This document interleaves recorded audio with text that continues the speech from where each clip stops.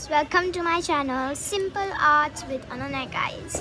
So today we are going to do something basics that are like basics in sketch, but for beginners it's going to be a bit difficult, I think so. Well, I'm also a type of a beginner, but I have done many sketches as you have seen. So today I'm going to tell you all guys that how to shade properly, and I'm going to tell you the don'ts and the do's of the sketch. Shading. So today, for today we'll need a pencil. You can have a normal pencil or any B pencil. I have taken 4B pencil because it's the most flexible major pencil. Nice. Blending stuff, as fat blending stuff as you can take it. And sandpaper, and guys, also if you don't have a blending stuff for blending, you can use a tissue paper also, or a cotton bud. And if you don't have sandpaper, you can use normal paper also. I'm gonna tell you for both. But for blending stuff, I'm only gonna tell one, that is blending stuff only, because I don't have tissue paper today. And an eraser. You can use a moldable eraser, any eraser. So let's get started. I'm actually gonna do vertically, so that you guys are able to see it properly. So here is it. So first of all, the first thing to do sketch shading is that your pencil should be totally flat. It shouldn't be pointed. Now the first of our, so let's just mark the do's and the don'ts.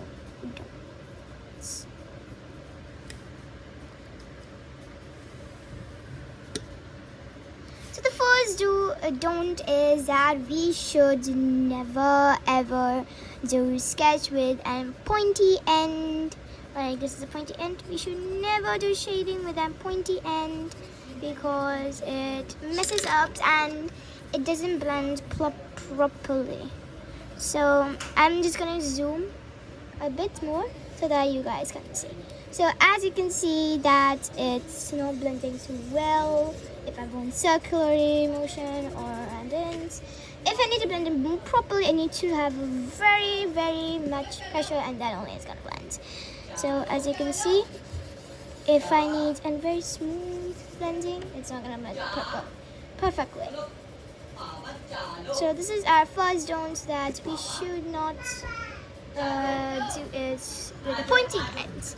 Now, for a perfect, we need to take and sandpaper. I'm gonna show you from both and just rub it like this. You will get, after some moments, you'll get like this a flat tip. And for the paper, you can have, I'm gonna show you this paper. You can have like this. Like you can hard it up and do it like this. So it will get smooth. So now you need to always make sure that your tip is not pointed. It is smooth like this.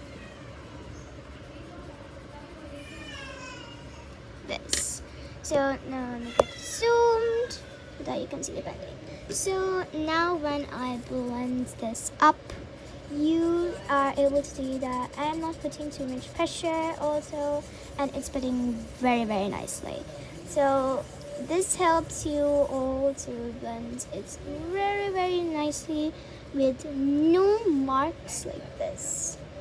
You can see. So we should always blend like this, and I'm gonna give you a shape.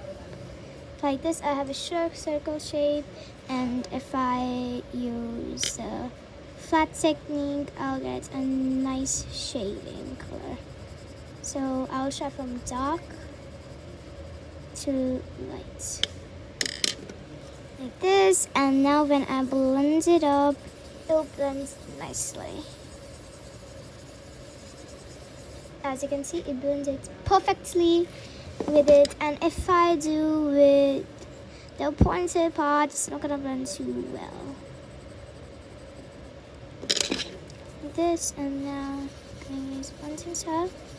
building it up. So as you're able to see, it's not blending properly. As before, you can see the light through it. So yeah, so our first don't and do's is to always do like this. Now the second is actually, I think so many of you will not have this, but soft kohl pencil or any kohl pencil. Let me just show you kohl pencil. So now what happens in kohl pencils that major work people do, I'm doing it though. People major work, let me take an example of the shape. Major work people just do this now, like this, and then blend it up. And then they put the kohl pencil. Well, if they are doing like this, that's wrong. Because the kohl pencil major rule doesn't work on graphic pencil. Because the kohl gets the graphical powder. So if I do a lined one, the same is going to happen. It's not going to do it properly. And the blending will also not be very proper. Only the graphic pencil will blend and the kohl will not.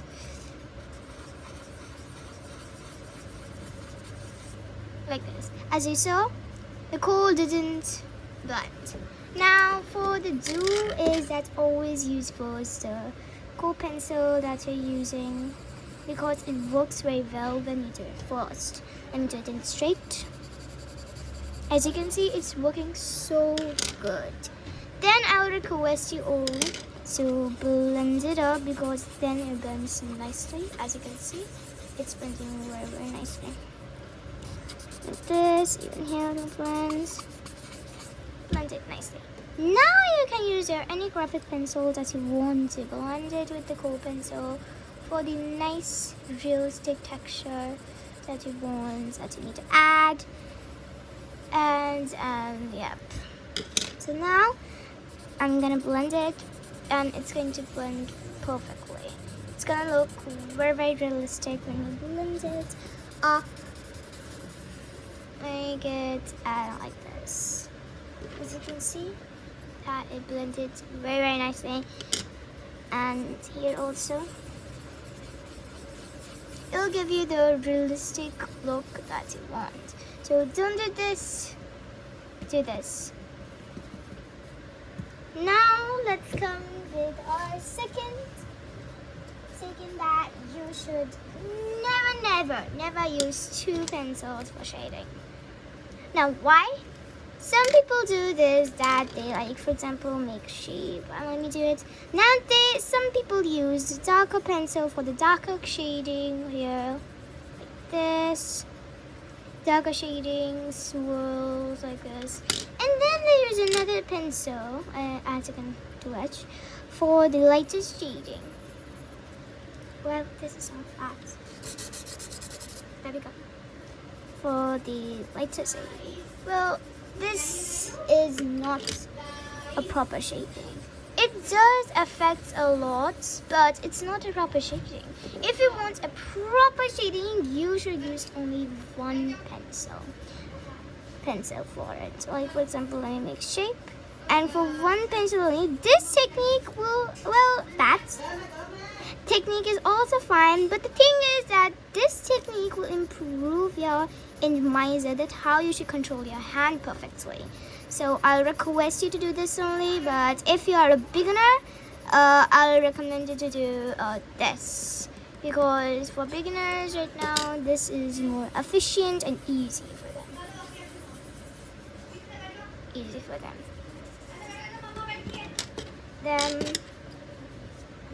And this is majorable. If you're not good at the hand controlations, you should of course do this technique and not this. This I will recommend you for. This I'll recommend you for a beginner, and this I will recommend you if you are not a beginner. For the practice.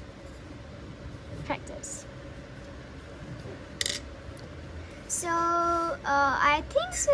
That's it. I think so. And yeah, guys. So that was it. And yeah, I hope that you do these do's and don'ts, as for they will affect your drawing a lot by perhaps, and they will improve your drawing a lot. I hope that you follow these do's and don'ts, and yeah, see you next time, guys. And in the next video, I'm going to tell you all about light, guys. I'm going to tell you all about the light, because light is also important, that recommends by the light really recommends in shading, because light is a thing that is very important. Like for example, that if your light is from the top and you're shading it like this, so your darkest point is going to be the bottom point, and your most lightest point will going to be the upper point. If your light is coming from the downside, then it's simple. The upper part is going to be the most dark, and as you come down, it's gonna be light. If your light is coming from the side of the right, and if you're doing vertically in the sides, it recommends by that how you are shading. So if I'm shading vertically, and if my light is coming from here, then it's going to be like this. The part is going to be here more dark, and the part as you go here is going to be more light. Middle part is going to be a normal, like this.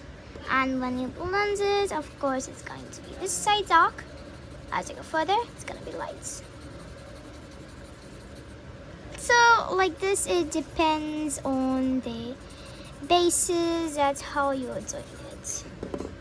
So yeah, I think so that was it. In the next video, I'll tell you all about light, nothing else, guys. So don't worry if you are very confused in light. And yeah, thank you for watching, guys, and see you next time. Sorry, guys. Bye, guys. And also, don't forget to like this video if you like this video, and don't forget to subscribe my channel. And yeah, see you next time.